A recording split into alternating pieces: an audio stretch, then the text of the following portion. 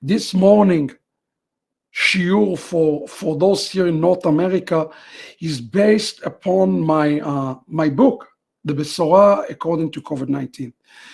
When I wrote the book, Besorah According to COVID-19, I think one of the concepts that people had the most difficulties with is this concept called the Sandak. It's the concept that people struggle the most.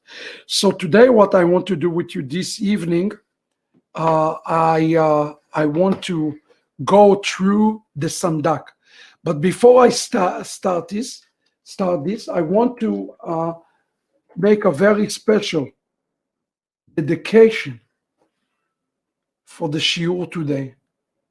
My good friend in South Africa, Mark, have lost his wife this week to the battle of cancer. And his wife, Marie Ann, who I had a chance not just to meet, but to stay in their home, is a beautiful lady. Beautiful, beautiful lady. And this week, she passed away. And I want to dedicate this shiur today to Marie for her memory. Yehi zichra baruch. And I want to say to my beloved brother Mark, we love you. We support you. My heart is breaking for you. But we also know the expectation that we have in Messiah Yeshua. So today's shiur is going to the memory of Marie, and may her memory be blessing. And Mark, you have a lot of work ahead of yourself. I want to say personally on the air, keep on running the race that God has for you. Today we are going to be in one of the most significant shiurim, and I've decided to do something in preparation already for next week when I do the yeshiva, which I hope many of you will attend. And I want to decode to you Parashat Besorah, Parashat Tazria. Those who have the book in their hand, we will see a lot of slides from the book. I am going to focus today at 3 pages in the book. I am going to be at page 409 all the way to 411. That's going to be our focus for today as we are learning about Besorah and Tazria. Now, when we start the Besorah and Tazria, we need to understand something. When we see a Torah portion name carry a meaning. And we have here 2 parashiyot that are an abstract. They don't make sense. You have parasha that is called Parashat Tazria. Tazria means about a conception, a woman who is conceiving a child, yet the entire parasha have nothing to do with Tazria. It has to do with the Besorah. Then we have Parashat Besorah, and Parashat Besorah have nothing to do with the leper. It has to do with the purification of the leper.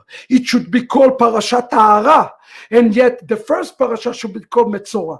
And the question that you have to ask yourself, what is the connection between the 2 parashot? Why those 2 parashot go together, and why the rabbis chose to connect them as the same parasha, as one topic that goes together? We want to look at that, and there is a few questions you have to ask yourself here. First of all, we have to understand what is a Besorah. Who is a Besorah? What representing a Besorah in the context of this parasha? It says in Deuteronomy chapter 34, it says, "Velo kam navi b'Yisrael ke Moshe." Moses, Torah is prophecy. Make yourself a note. Torah, when we study, when we look upon Torah, we are looking upon prophecy. Friends, today I'm going to uncover to you something very deep, something very important. I'm asking you to share this shiur today, because if you understand the shiur today, it is going to change your life without a shadow of a doubt. So I want you today to open your ears, open your heart, and receive this shiur today fully in understanding from the Spirit of God, okay? Now, when we talk about a Metzorah in typicality, typical in Judaism, a Metzorah is the word that represents Mashiach. It represents Mashiach. A Metzorah in general is the word for Mashiach. And you probably wonder, is this some sort of a mumbo jumbo? Is a rabbinical interpretation? Where did the rabbi got the idea that Mashiach is going to be resemble a Metzorah? You have to understand where it's coming from. It's coming from the Bible itself. And in a moment, we'll understand the connection between those two parashot. A woman giving a child, as she giving a child, she become unclean. And then we're reading about the leper. And then all of a sudden, the leper returning back to the camp and he's becoming clean. All of that have to be explained and understood in a messianic context that find in the words of Moshe Rabbeinu. And today we have to understand it. We have to understand it because that's the secret of the last days. This is where the secret of the end times is being found. And look how the discussion starts in explaining, understanding what is a leper. I want to go with you to page 419 in the Besorah According COVID-19. I want to go with you to Sanhedrin 98a. It says, what is the name of the Mashiach? What is his name? The school of Rabbi Shila says his name will be called Shiloh, for it is written, until Shiloh come. The school of Rabbi Yanai say his name will be Enon, for it is written, his name shall endure forever. Sivrit's son was, that some his name is Enon. That's Psalm 72. The school of Rabbi Hananiah says, no, his name is Hananiah, okay, as it is written, where I will not give you Hanina, pardon. Others said his name is Menachem, the son of Hezekiah, for it is written Menachem Zin, the comforter, written because Menachem, the comfort that would relieve your soul, is far. But then it says the final conclusion. And notice what it says. The rabbi said, the rabbi's plural says his name is the leper scholar. As it is written, surely has borne our grief and carried our sorrows. Yes, we did esteem him a leper, smitten of God and afflicted. Friend, the rabbis have concluded that his name is the leper, and they are quoting a very important passage in the Talmud itself, Isaiah chapter 53. The very famous chapter is quoted, and the rabbis tell us that Isaiah 53 verse 4 to be precise speak about the Messiah, and he is resemble a leper. Where did they get this idea? Let's read together Isaiah 53 4 and understand it. It says, אכן חלנו הוא נשא ובחובנו סבלם ואנחנו חשבנו נגוע מוכה אלוהים ומעונה. It was our sickness that he was bearing, our suffering that he endured. We accounted him plagued, smitten, and afflicted by God. Friends, I wrote a complete volume on this. It's called The Return of the Kosher Pig. It's a book that you need in your hand, and hundreds of references to explain to you Isaiah 53 in the context here, speaking about the servant of the Lord who is becoming afflicted, and this affliction have a word. Affliction is the word nega, nagua. Now, where do we find this word nagua? The word nagua is the word that is found in the text here in Leviticus chapter 13. When we're talking about the appearance of the lepers, he said he became nagua. In Aramaic, the word nagua, chivra, it literally means a leper. A leper. The idea that a Mashiach is becoming a leper and is resemble himself as a leper is the foundation of understanding the Messiah, through Messianic lens or in Jewish thought. Okay, so we have to understand one of the things about this portion. Number one, this is a Messianic portion. Make yourself note, chapter 12 all the way to chapter 15, it's all messianic. It's talking about the coming of the leper, Acharit Hayamim, as I've been teaching with you this morning. It is all referring to the return of the leper, the return of the Messiah. In a moment, we will look in this text about the coming of the Mashiach so that we understand the coming of the Mashiach even. But look what the Torah is itself say here in Leviticus chapter 13, verse 46 about this leper. We have to understand it in the context, and it says on the leper, it says, he shall be unclean as long as the disease is on him. Being unclean, he shall dwell apart. His dwelling shall be outside the camp. This language, inside the camp and outside the camp, is found in the book of Hebrews when Paul referring to Mashiach being outside the camp. This is a language, a messianic language. And notice this word here today, the word badad. That's where we get the Hebrew word boded. He is sitting alone inside the camp.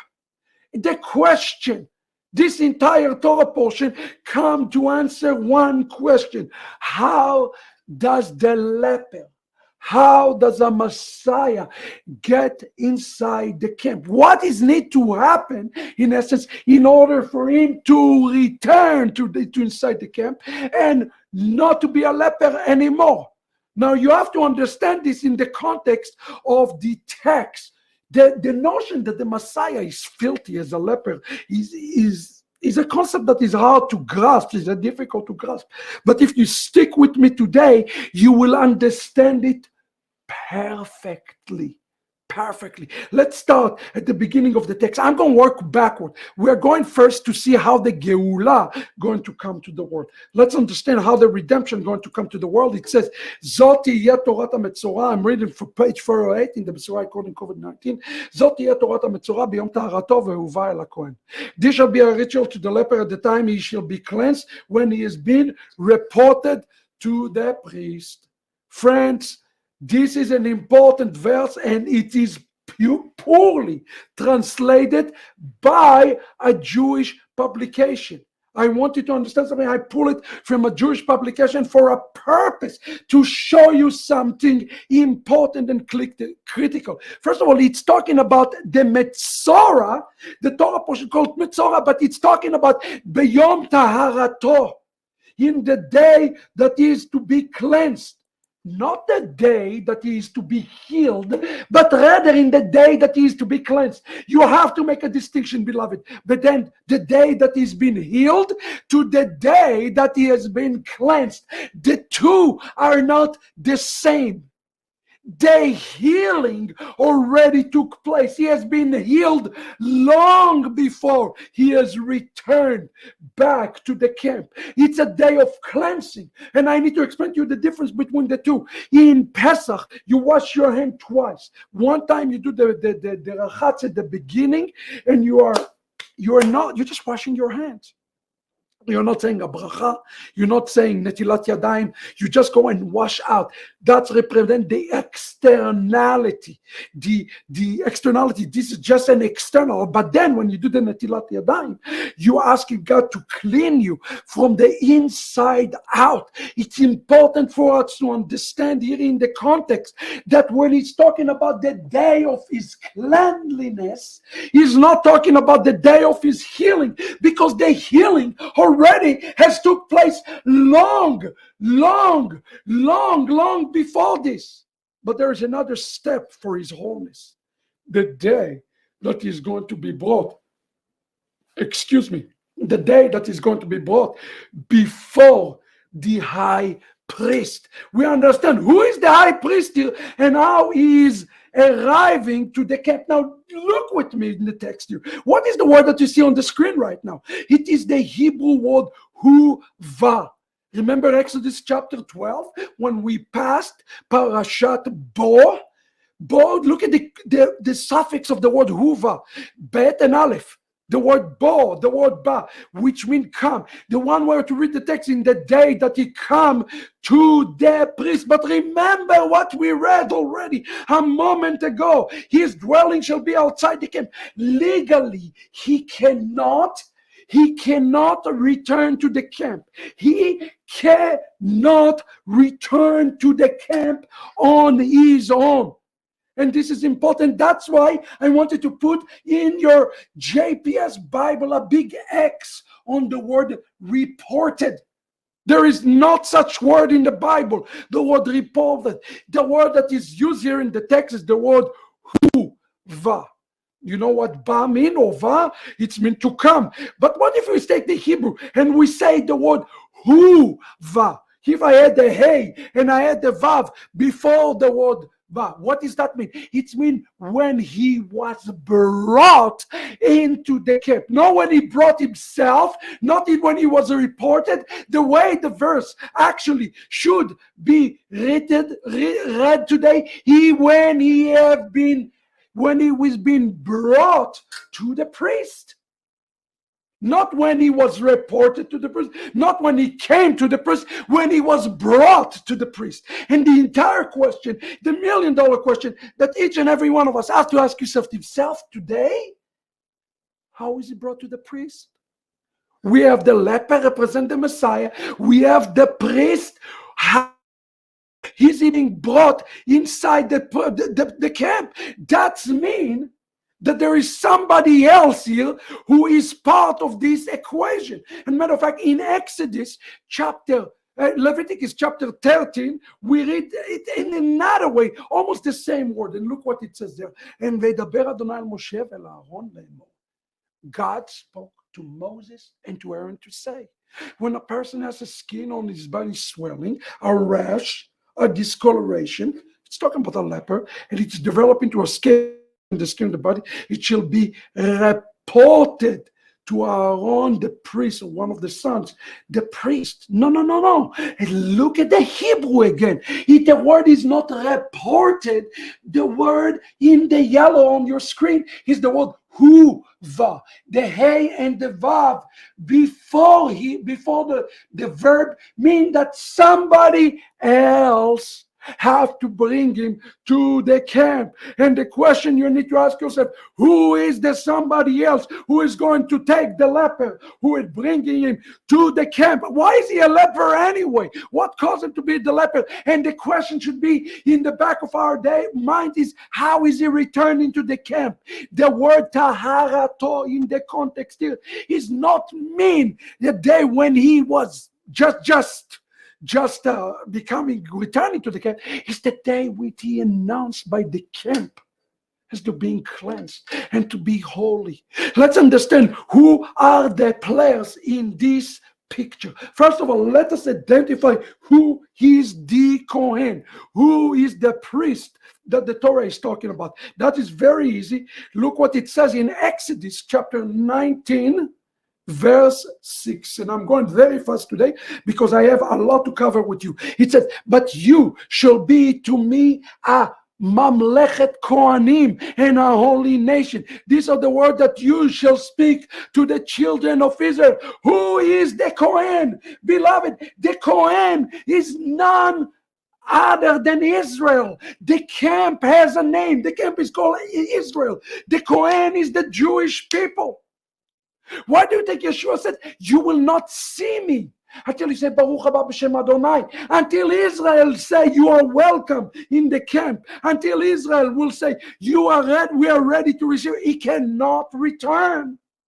This is an important question to ask, why he hasn't returned. To answer this question, we need to understand something. He cannot return. It's an issue of legality, because when one becoming a leper, he cannot return on his own. Somebody have to bring him. But how can somebody bring him if Israel cannot leave the camp? Israel, the Kohanim, cannot leave the camp. Judaism cannot leave. The Jewish people cannot leave the house of Israel to go get him. It's impossible. At the very best, they can go to the outskirts. But if the job of the Kohen to say, you are holy, you are kosher, and you are clean, if this is the job of the Kohen, it's the job of Israel to do that, and he is somewhere far away because of his leprosy, the question is, how does he come back? How does it return? Who, with the word who is it referring to?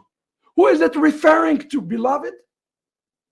Who represent the key for the Geulah. It represents the key for the coming of Mashiach, so that Israel can announce him to be clean. And Ve'ovu, that's what then they brought him.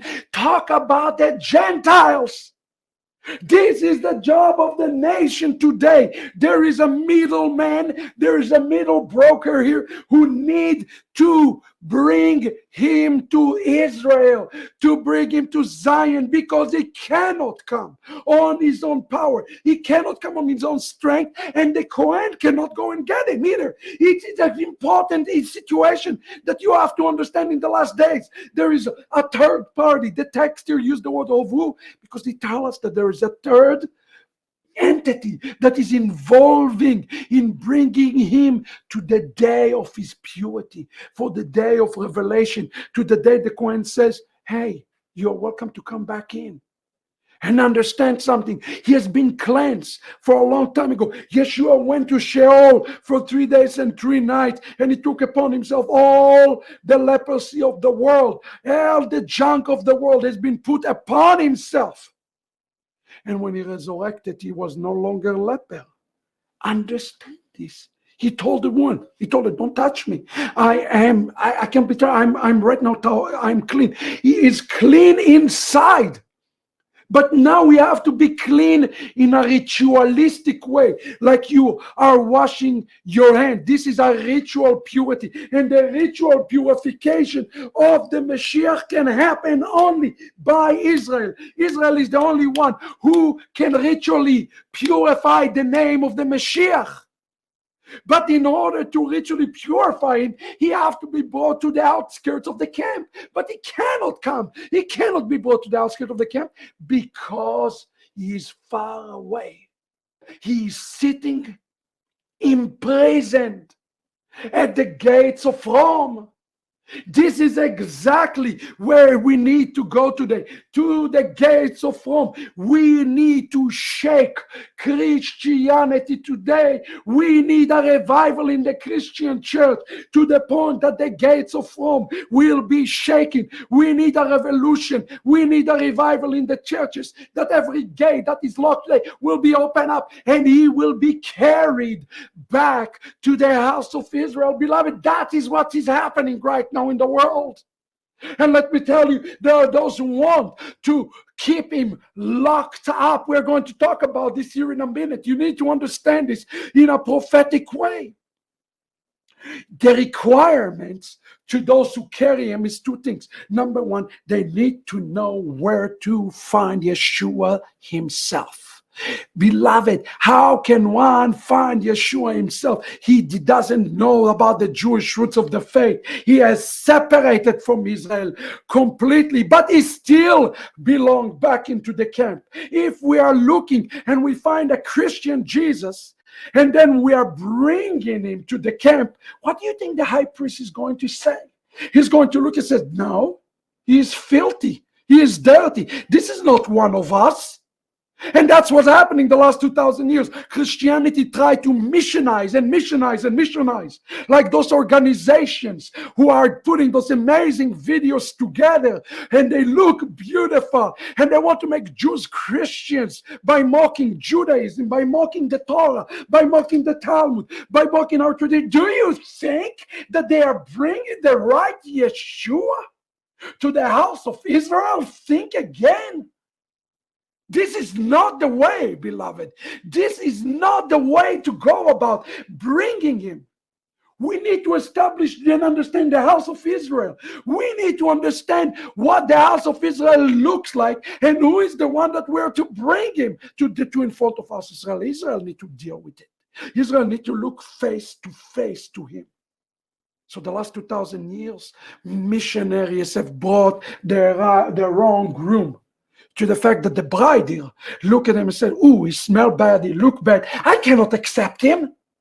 Israel will never accept a wrong Yeshua. Nevertheless, they already view him as a leper, and we need to understand it. He is, when Yeshua resurrected, he's no longer a leper for you and I. But he is a leper too. He is a leper to those inside the camp. And you need to make a distinction between being a leper to you and I. He says he became sin. He became a leper. He became a leper for the Gentiles. He became a leper in order for the Gentiles to come in. You see, he became a leper because he did break Jewish law. I want to explain to you that he did expand the Jewish law, at the very least expanded. He let Gentiles come on into the house of Israel.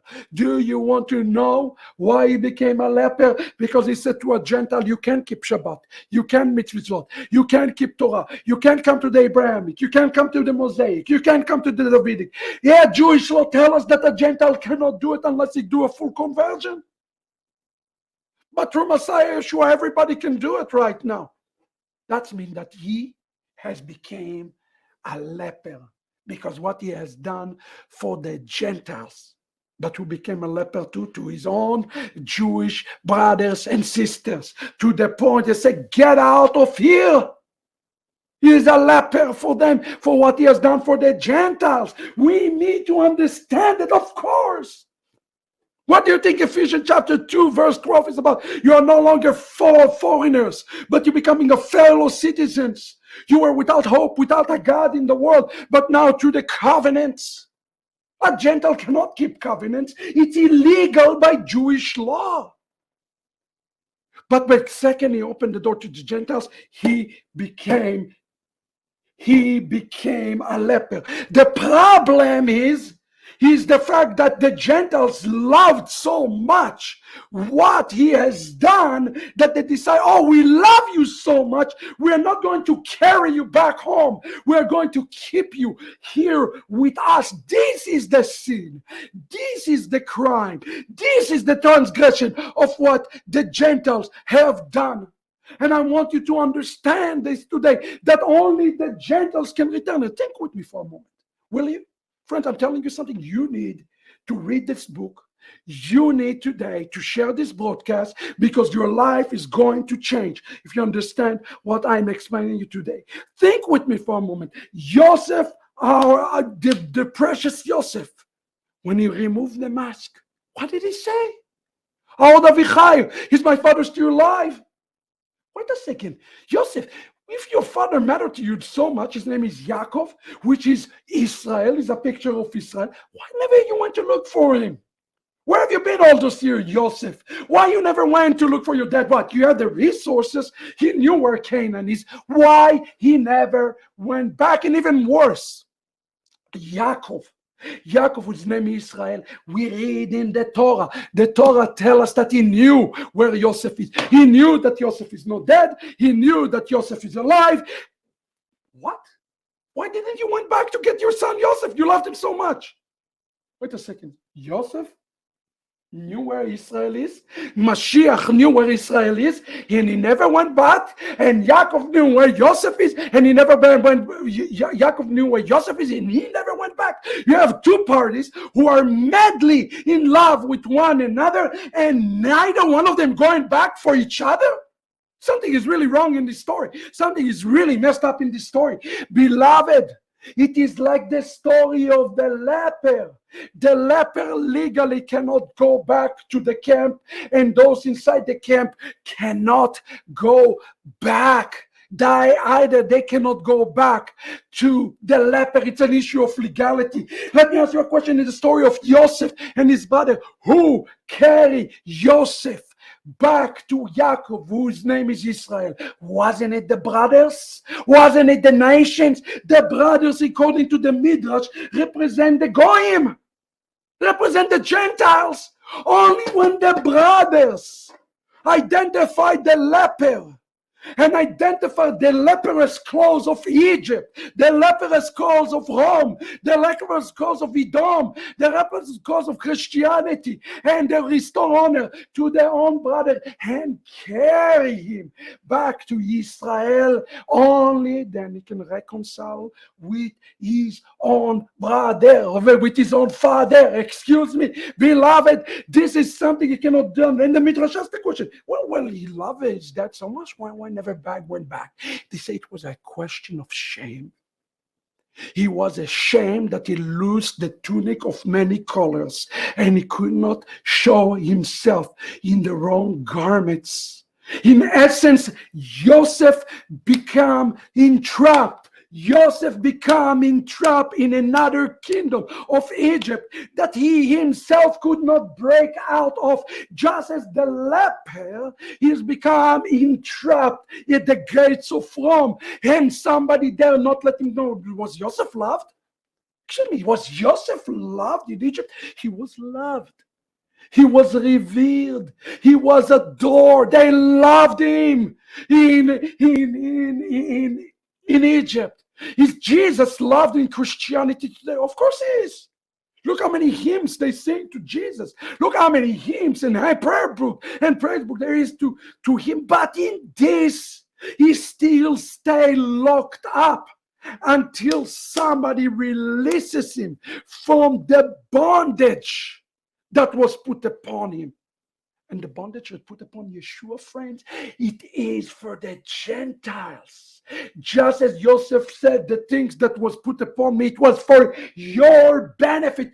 People of God, hear at what I am telling you today. Look at the text with me. This is from page 408 in the book, the beginning of the Torah portion today. I know I'm going fast. I want you to digest it. I want you to think about it. I want you to run and all the Besorah according to COVID-19. You need to understand this.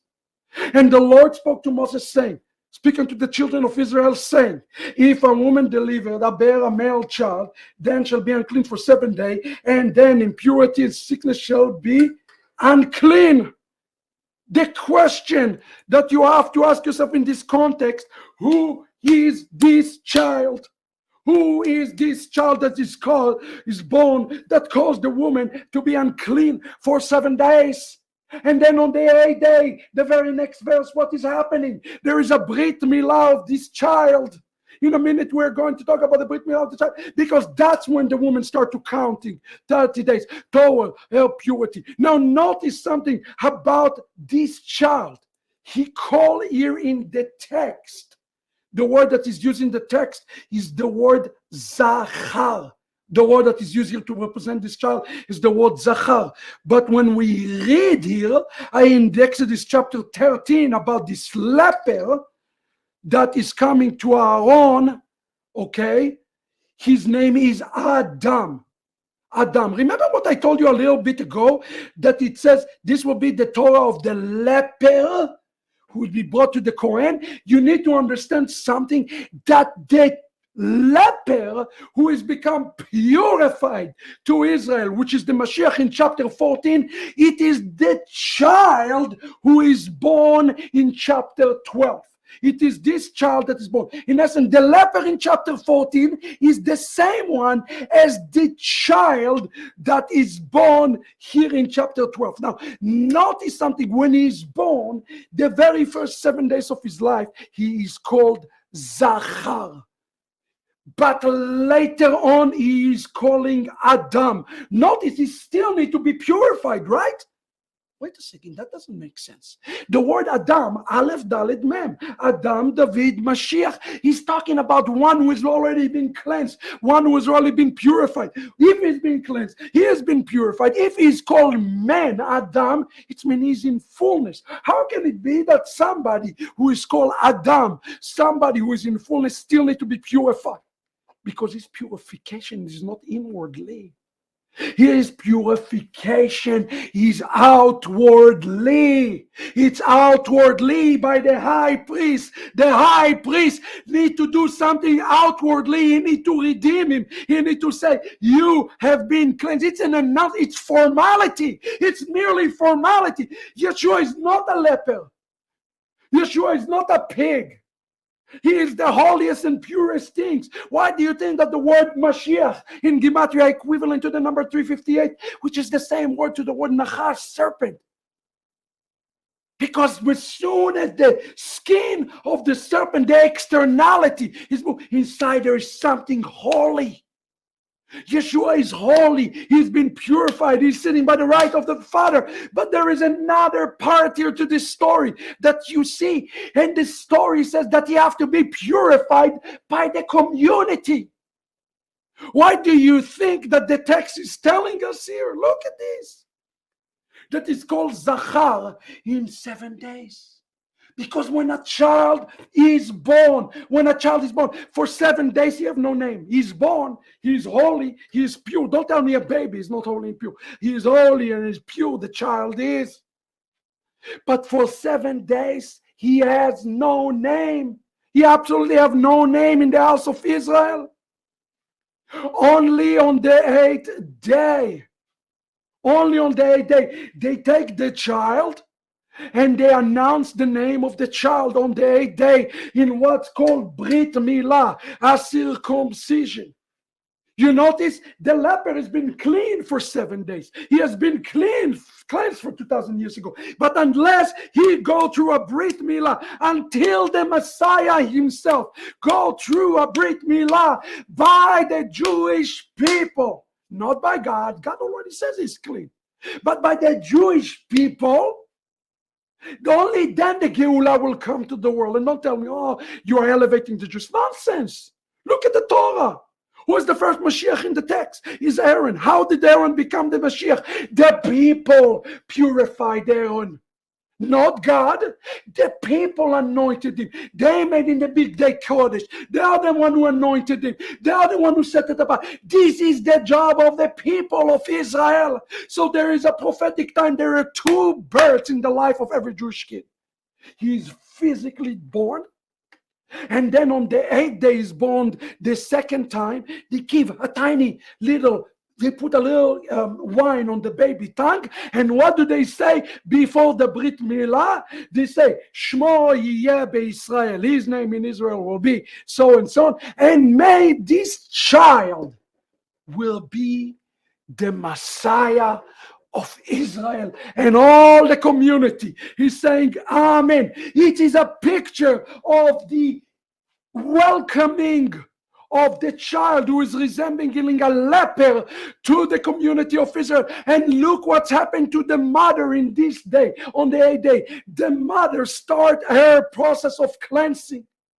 Beloved, look at what it says by Rabbi Schneerson to us. I didn't write it, Rabbi Schneerson write it. It's on the word the liver and the male child. It is well known that the word Beret hint of a redemption, as it is stated, for the soon Zion was in labor. Let me stop there. Who is this woman? Who is the woman who is unclean for 7 days? The woman who is unclean for 7 days is none other than Israel. It's none other than Israel. Israel is unclean until the leper returning and standing before the house of Israel, and Israel welcome him to the community. Only then Israel will be cleansed and the healing will start to the Jewish people. We need to understand this. This is Judaism. This is Judaism, beloved. Judaism is teaching us this, that the woman who is in labor here give a birth. What do you think the first birth represent? The first birth represent the first coming of the Messiah. What do you think the 8th day represent? The actual naming ceremony. When he's born in the community it represent the second coming of the Messiah. And we have to get to the second birth. We have to get to the 8 days, to the day of the purification. You see the connection now between chapter 12 and chapter 14? We are talking about the same person. Chapter 12 gives us the big picture. See, Israel going to be unclean for a period, and only when he's welcoming into the community, only then the purification will start. And then in chapter 14, it's telling us how it's going to happen. It's going to happen when the Gentiles are going to be bringing him to the camp of the house of Israel. Do you get that, beloved? Look at Schneerson's conclusion here on this thing. He says, the birth of the male child refers to the validity of the final and complete eternal retention, no more exiles, by whom? Messiah, our righteousness. Boom.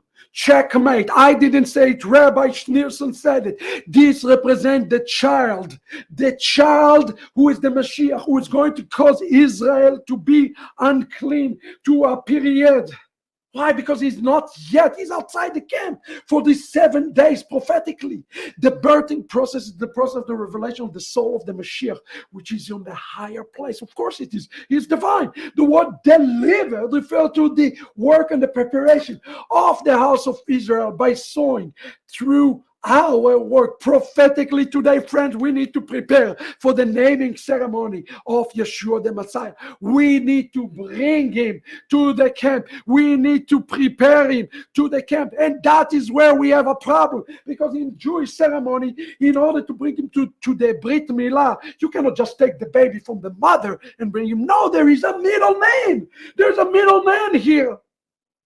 Remember that there's a middleman who's supposed to bring Messiah from the Galut, from the gates of Rome, all the way. You have to bring him. Who is the middleman here? In Jewish ceremony on the 8 days, the community is sitting. The father is there to do the Brit Milah, and you have what's called the Sandak. The Sandak is the godfather. Read the chapter on the Sandak in the Besorah According COVID-19. I beg you, because the Sandak has a real problem. He also loved the baby. He loved the baby so much. You want to know what happened in the last 2,000 years? The Sandak loved the baby so much that he refused to give the baby to the father. He refused to return the baby to the community of the house of Israel. In essence, what the Sandak, who's supposed to hand the baby to the father, who's supposed to hand the baby to Israel, who's supposed to bring it to the camp of Israel, he ended up kidnapping the baby. He ended up kidnapping the Messiah himself. And because of that, the Geulah is being delayed today. The Geulah is being delayed today. It's because the church have not taken Yeshua and brought the real Yeshua to the house of Israel. Number one, they have the wrong baby. The church has been trying to shove the baby, the wrong Messiah, in our face. That's problem number one. But number two, the problem with the Hebrew roots movement, for example, what is the Hebrew movement exactly doing to support the salvation of Israel? Nothing. It's all about me. It's all about my knowledge.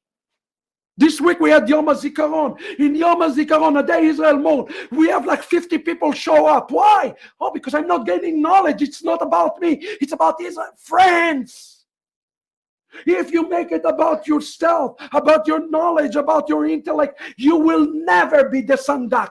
You will never be the Sandak. If it's becoming about you, you cannot be the Sandak. Today you have a calling, you have a responsibility. Is to find him and to bring him to Israel. It's not about you. You're just a broker. You're just a broker here in this deal. You need to understand this. The problem, the thing that delayed the Geulah today is this middleman who's supposed to hand the baby to Israel. Only then Israel can say, okay, we are ready for the Brit Milah. We are ready to welcome him to the camp. Now, is the baby clean? Of course the baby is clean. But this 8 day cannot happen unless the Gentiles hand him over. The point is so bad that the Gentile kidnapped him and took him somewhere else.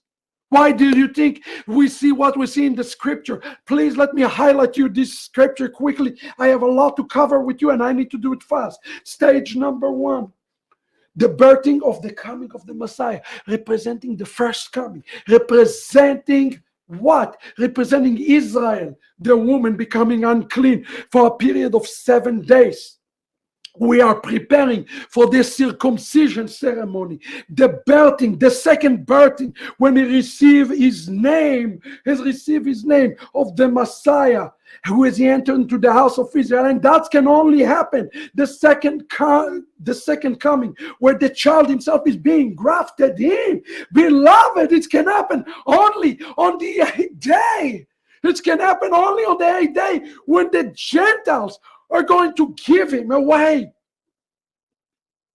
But they kidnap him. You see, that's what happened to Moshe Rabbeinu. Look at me, what it says about Moshe. Vayigdal hayeled, the child. Notice the word.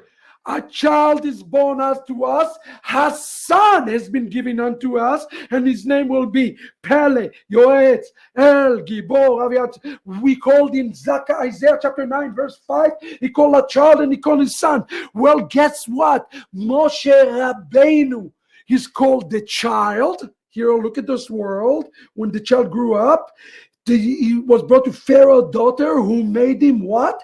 A son. A child and a son, and she called him Moshe. You see, the moment she took Moshe from a child to becoming a son, when she took him, this is the story of the return of the kosher pig, beloved. She have given him her own Brit Milah. Without the community of Israel, she made him a child and she made him a son without the house of Israel. Isaiah chapter 9 verse 5, read. It says, a child like Moses has been born unto us. A son has been given to us, and his authority is settled on his shoulder. His name will be Pele Yoetz, El Gibor, Aviad, Sar Shalom. Do you notice how many names that the Messiah have? The Messiah have 8 names. What day is he being circumcised in? He is being circumcised on the 8th day, because he has 8 names, and that's the day of the salvation, when Israel is saying, he is clean, he is clean, he is clean. Our responsibility today is not to make him something that he's not, but shaking the gates of Rome. Be a Sandak that's shaking. We need to get him back. We are fighting right now for the identity of the Messiah. Make no mistake. Why I am in ministry. I am in ministry for one reason. Because something terrible, something tragic has been done for the name of Yeshua. Because he was kidnapped, his name was kidnapped. And we are to restore his name. And here the text tells to us, for a child has been born unto us, a son has been given to us, and his name. Notice it doesn't say names, it says name in singular name, because the child is going to become a son. In the first 7 days, he is a child, he's just a child. He's called in Hebrew, the word that is used in the text is the word Zachar. He's just a child, he's a nobody. He is still today a child. Yeshua is a child, he's not the Son of God, he's a child. He's not the Son of God. Don't say he's the Son of God. He is not the Son of God for Israel. I'm not talking about you and I. I am talking for Israel. For Israel is a child, which means, hey, little boy, who are you? Who are you to stand? As I talk to rabbis, who is Yeshua? When we have Rashbi, when we have Akiva, and we have the Rambam, who is Yeshua? This is the attitude. Why? Because he's a Zachar, he's in the 7 days. His recognition nationally have yet to reach to our people. And the reason is because he cannot come back. Just as the leper cannot come back, he cannot come back. But remember what I told you a moment ago. His name is not just Yeled. His name is called also Zachar. But the Yeled, as we see in Isaiah chapter 9, verse 5, will become a son. A Yeled will become a son. And the Zachar will become Adam. For you and I, Yeshua today is Ben.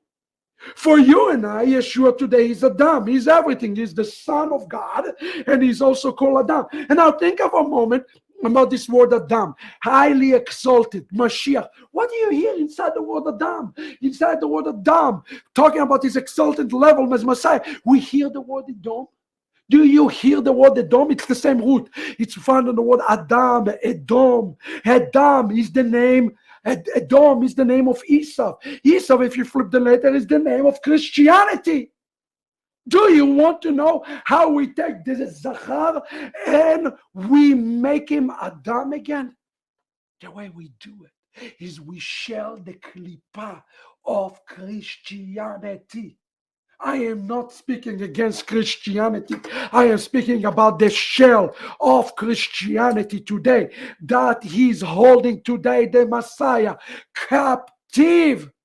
Because it says that there is a great conclusion to this thing. What is going to happen in the 8th day? On the 8th day, the flesh of the foreskin shall be circumcised. That day, Sandak is handing his name to Yeshua. And Mashiach ben Yosef, who has no name, become Mashiach ben David because he is welcome in the community, friend. He is welcome in the community. The child is becoming the son. And then to say the woman starting the 30 days period of healing. Israel will start his healing, beloved. He starts his healing. I want you to understand what I'm telling you today. Only when Yeshua's name will be restored in Israel.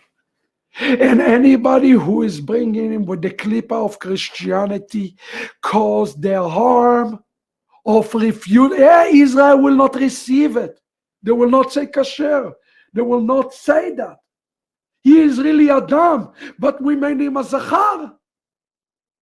Adam is pure, but Israel still need to purify. Sorry, Yeshua himself said that. You need to say Baruch haba b'shem Adonai. You know what Baruch haba b'shem Adonai mean? It's actually mean that Israel recognize him as clean. If I say in Hebrew Baruch haba, it's not hello, it's not welcome. It's I recognize who you are. When you say in Hebrew Baruch haba, you're saying I recognize who you are. The problem today, the key for all of Geulah is with the Sandak. Those who are going to bring him. Those who need to bring him. You need to bring him. Yes. Why do you think we have Yeshiva Tshuvu?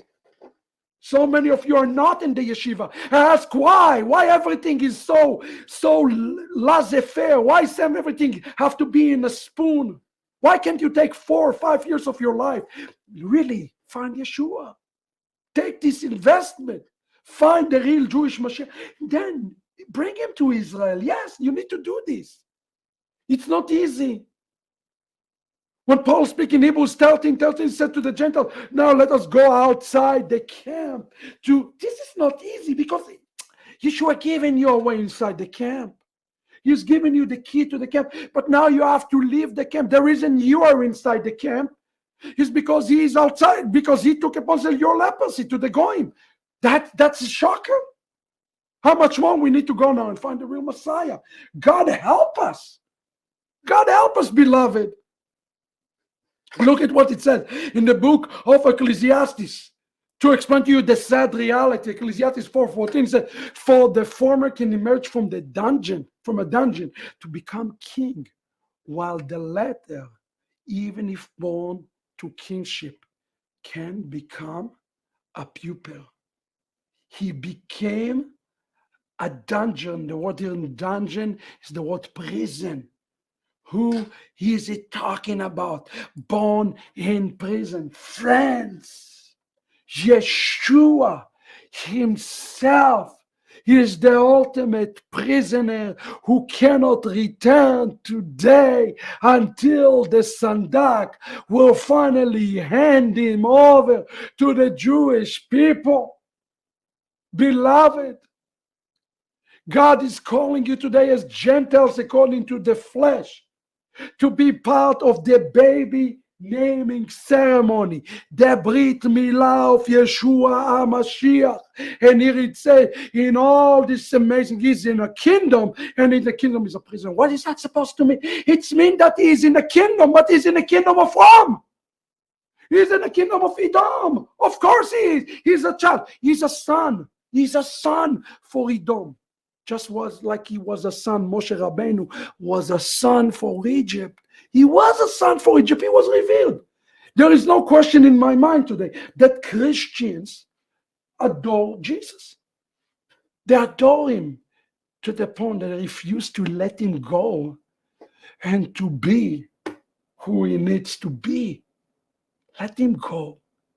Carry him on your back so that he will be who God has called him to be. The Messiah of Israel, the Messiah of Israel, beloved.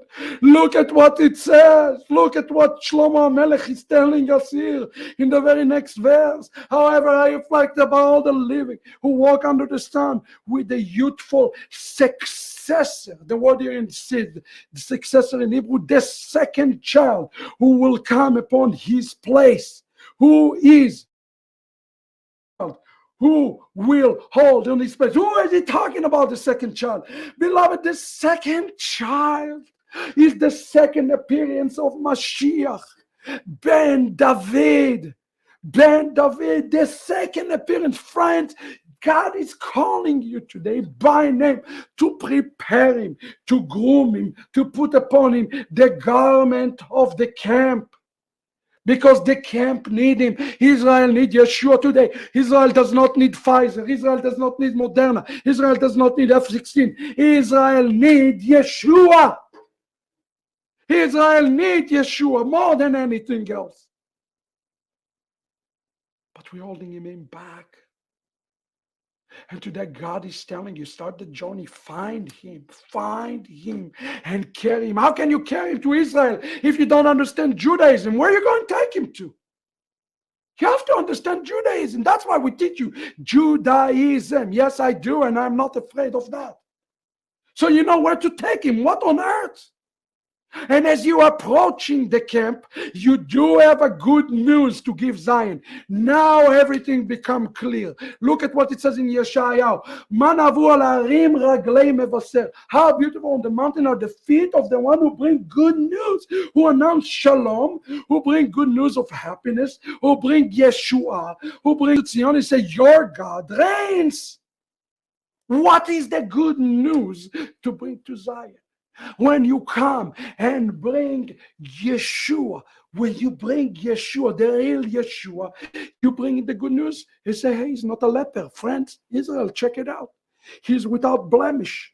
He's without wrong. He has done nothing wrong. Check him yourself.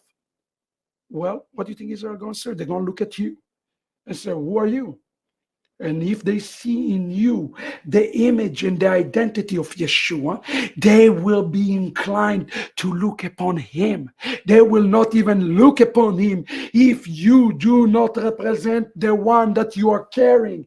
That's why today you do need to take upon yourself Jewish identity. Yes, you do need a Jewish identity, because this is identity. This identity is going to be the way that Israel is going to be evaluating the Messiah by. Remember what the text is saying about him. It says that when Isaac approached him, it says when Jacob went in near to Isaac, his father, he felt him, and he said, the voice of Jacob, and the hands of Esau. You see, this word felt him is such an important word. This word felt him. Inside the word felt him, notice what you find. You find three letters. You find the name Moshe. The word felt him is the word Moshe.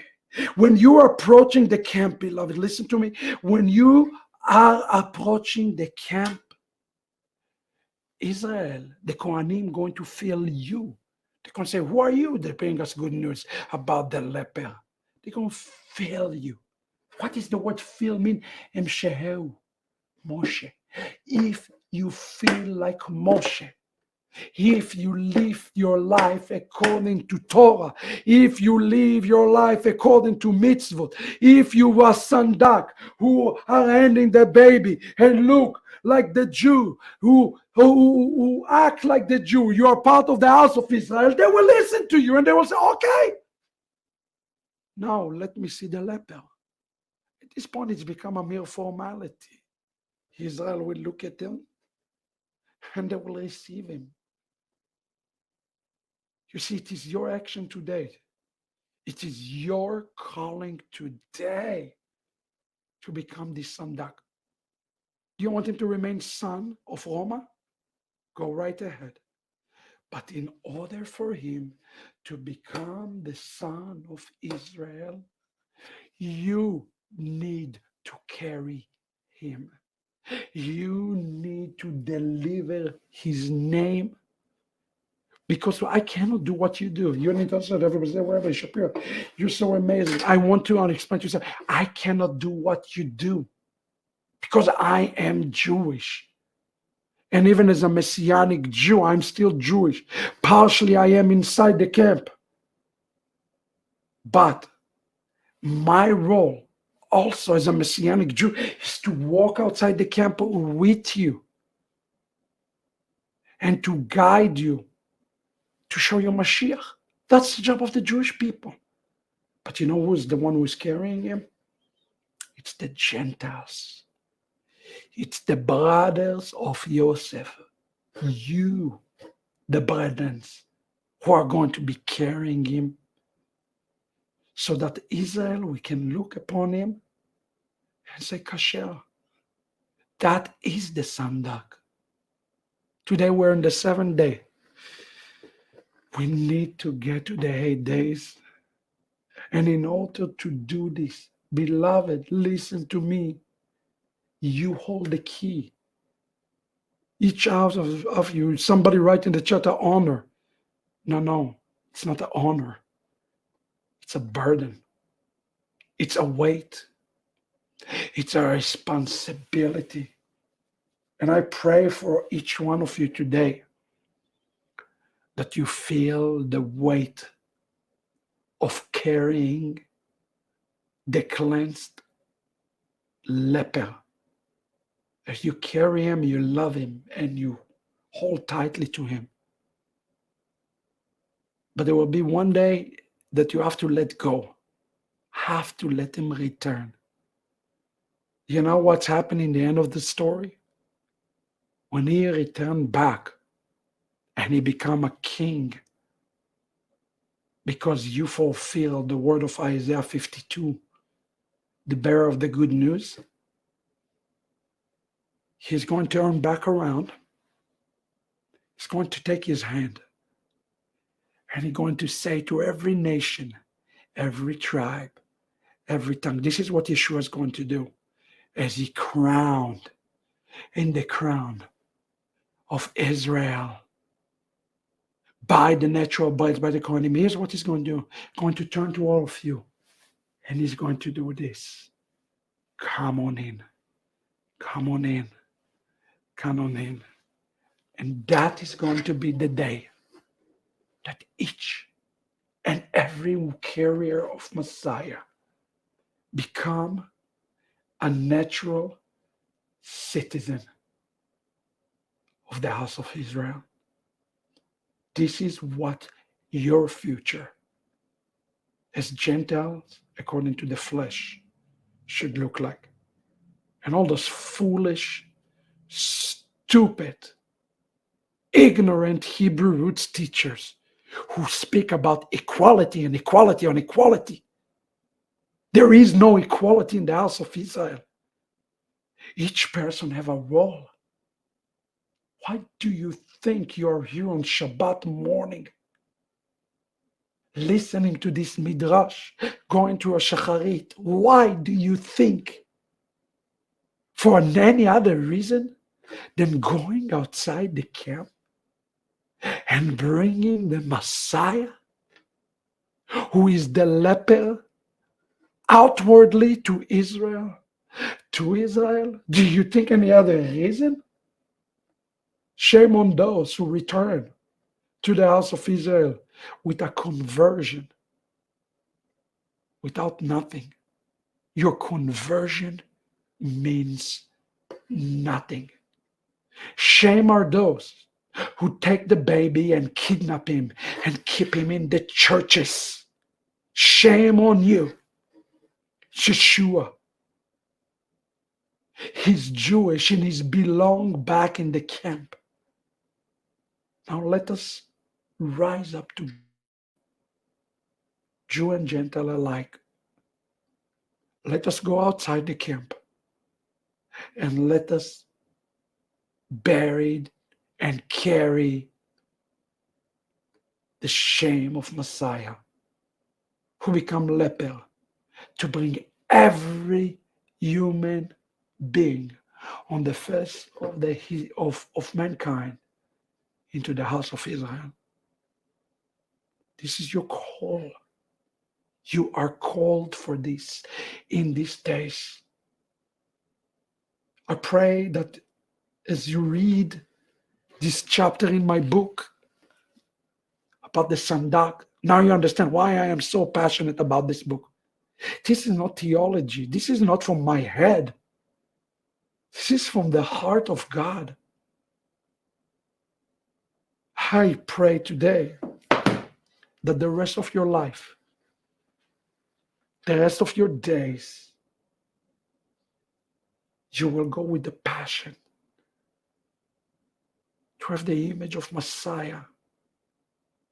All alone, separated from Israel, waiting for his Brit Milah, waiting to return to Zion.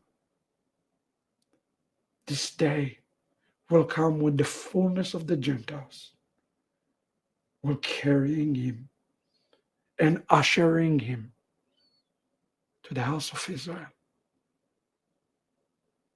Don't be afraid to take upon yourself, listen to me, a Jewish identity. Don't be to practice Torah. But I will warn you, do it for the right reason. Don't go to the Hebrew roots and all this nonsense that it's all about you, it's become about, no, it's not. If you study, practice Torah, it's for one reason, to find where the house of Israel is and to bring the Mashiach there. There's no other purpose for a Gentile. Study Torah, practice Torah, taking a Jewish identity than this. Because it's about him. The leper, Nagua, where his letter flip, he will become Nagua, he will become an oneg. He will become a delight for all of us together. God is calling you to a journey today. And I pray that you have the stamina as Gentiles to return. In Hebrew, it's the word shuvu. Return to what? Return to Israel? No. Return first to the Messiah. And then to Israel. You know, when you use Waze, you can put a middle point stop. You put the coordinate. Stop number 1, Mashiach. Stop number 2, the house of Israel. Make sure that those coordinates are programmed upon your heart. Upon your heart. I bless the Lord for this journey that you're taking. And we declare that through your journey, Yeshua soon will be cleansed as the son of Israel. Renounce making him the son of Egypt. Renounce adoring him outside of context or his Jewish context. Renounce it today. Renounce those things, beloved. He's giving you a chance to carry him today. Do it. Hashem will strengthen you. He will be with you. He will walk with you without a doubt. I bless the Lord for this time with you, this intimate shiur today. And if I offended everybody, I say in advance, I am apologizing. Everything I spoke to you today is come to me from Hashem. So if you are upset, test the words according to the scripture and go from there. We love you and we are here for you. We are not here to condemn you in any way, shape, or form, because your journey successfully means that Israel is becoming saved. And you do have a good news. When you find the real Messiah, what does it say? Mashmiah Yeshua. It's an amazing news for Zion. The leper is ready to enter in the house of Israel. God bless you, and I wish you all Shabbat Shalom.